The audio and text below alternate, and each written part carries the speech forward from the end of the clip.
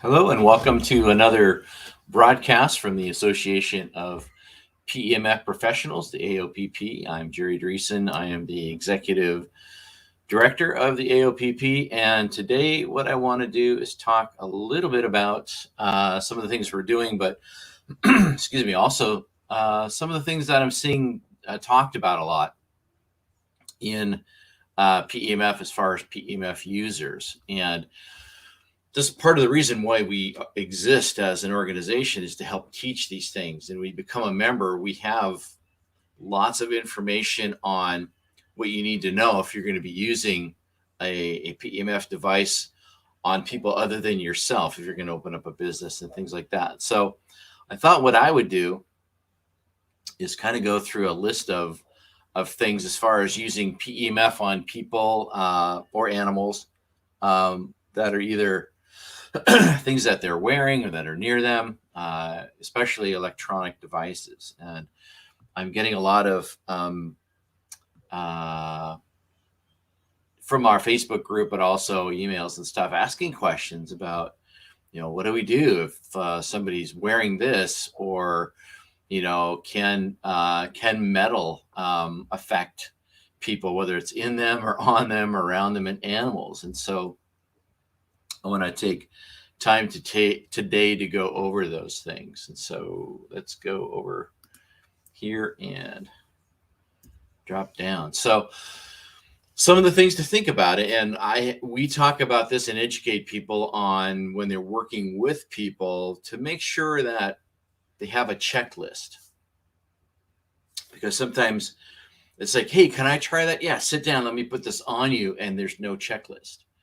And there might be something in the person, on the person, around the person, and that the PEMF, depending on how powerful it is, you can actually turn these things off. And so it's really, really important that you have some sort of a checklist, either mentally or you create some sort of mnemonic where you ask these things. But, I think about like the top 6 things, head, heart, kidneys, muscles, machines, and metal. And so that's kind of a go-to to think about. And so basically, like with head, are they wearing any kind of hearing aids? Do they have a cochlear implant? Do they have anything electronic or battery that's in or on them? And even earbuds, things that aren't medically necessary, but things that cost money. So those are, in the head category. And then we also have coming down the pipeline, is there any other kind of device that somebody might have?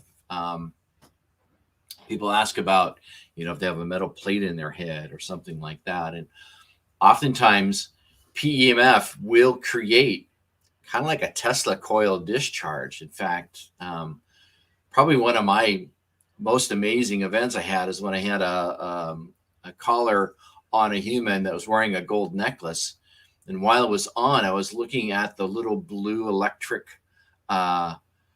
bolts coming off of their gold necklace. It was jumping from one to another, but then also out.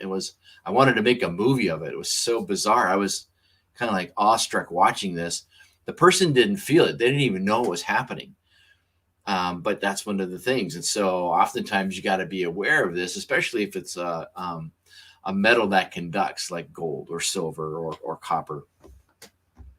That was kind of jumping over to the metal side. But when we get down to the heart, if there's a pacemaker, those are some things you got to be aware of, because again, PEMF on a high amount can go into the electronics and cause things to short out. Now, I don't know of anybody's pacemaker that's ever shut down. In fact, there was a member that their dad was getting their pacemaker replaced, so they were able to actually set up a test to see if it would shut it down. And so they put a pacemaker, put the PEMF unit on the pacemaker before it got replaced or after it got replaced, to test it out, and it was working fine. So, and that was without it going through tissue. But again, if somebody has a pacemaker and you're working on their foot, I think you're okay as long as you maintain that distance and you don't, have the machine on while it's going over a pacemaker. But again, is a low pulse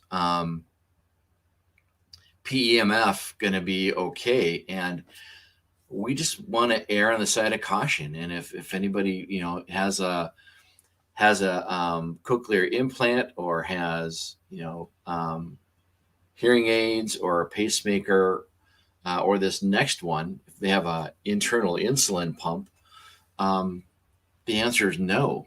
Sorry, I can't help you. I don't, do you want to be the one that causes the problem, even though you think it might be safe? And so err on the side of caution. And I do the same thing in my practice. When somebody comes in, we have a checklist. And if any of them's checked, it's like, would love to do it, but unfortunately we can't. So, we're just going to have to get by with like a ice heat, and our other therapies that we use that are non-PEMF. So that's what the kidneys is all about. So if they've got, an insulin pump, some people have it hooked on their belt. Some people can remove it and they're good to go. Other people, they might have one that's internal, or even an internal TENS unit. Some people have those in the back.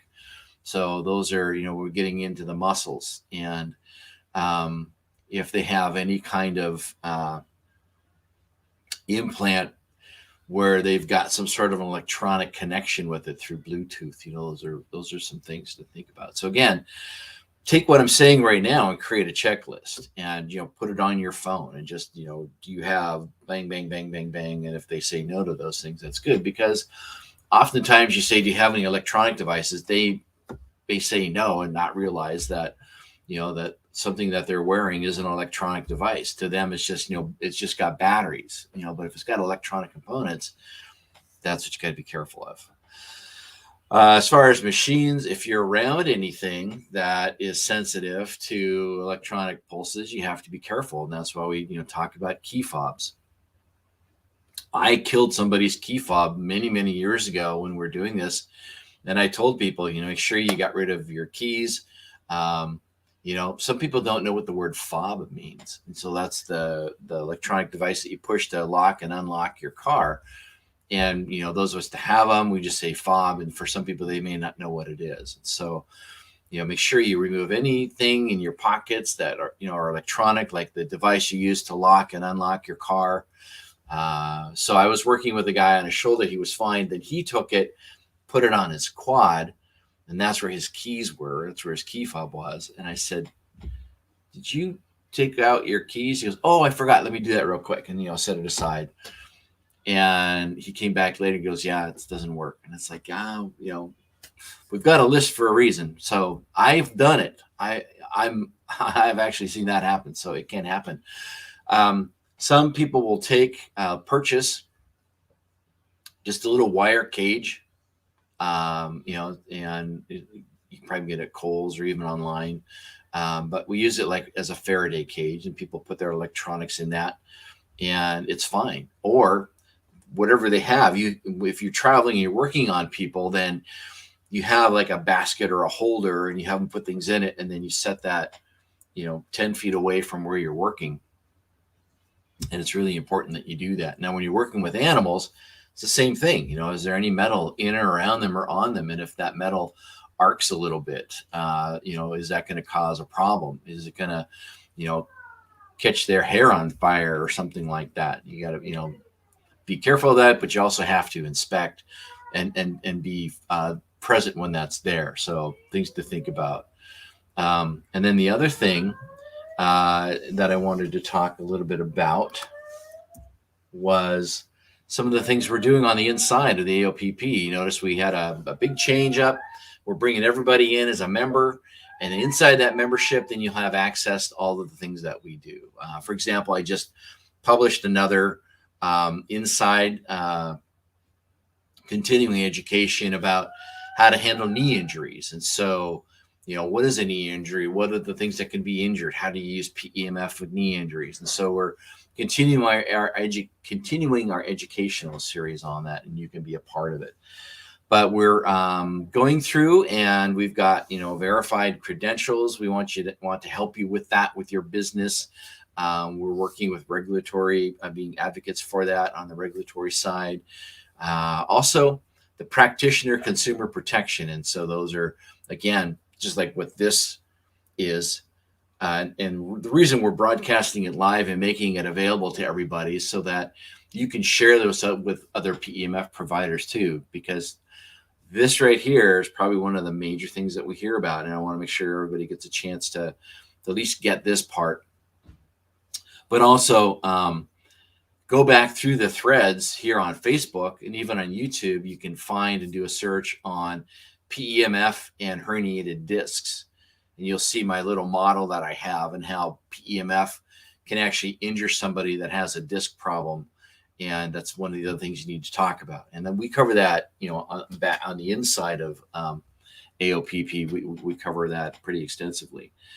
And then also some complementary therapy courses are coming up. So those of you that use other things like light therapy, laser therapy, we're going to be bringing in some experts and having them talk about, how they integrate that into their practices for those of you that have those. And so those are some other things to look forward to seeing on the inside on the membership. And then also, we've been reaching out if you haven't seen our emails, but we'd love to feature you. So if you've got a business and you're using your PEMF and you'd like to talk a little bit about what you do and we can feature you, contact Lauren. And you can, just drop it in on the comments here as well. And we'd love to, just do an interview. I can interview you. Lauren can interview you. We can do it live video or just a photo with what you do. And then that goes not on our Facebook. And then you can use that to also market yourself, where you can say, hey, check out my interview with AOPP. Here's the link. And so again, that's another way that we can help promote you and your business, where we, kind of work together on that and we both benefit from it. So we'd love to hear about how you're using PEMF, some of your best practices, maybe some tricks of the trade that you're doing that you'd like to share with other people.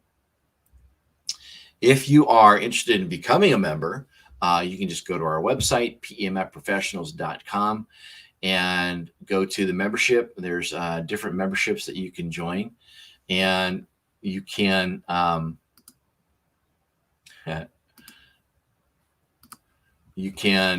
easily be a part of the group, and you will know all about PEMF and how you can use it in your system, how you can use it in your business. So with that, I want to say thank you and look forward to seeing you next week, where we talk a little bit more about PEMF and the Association of PEMF Professionals. Take care.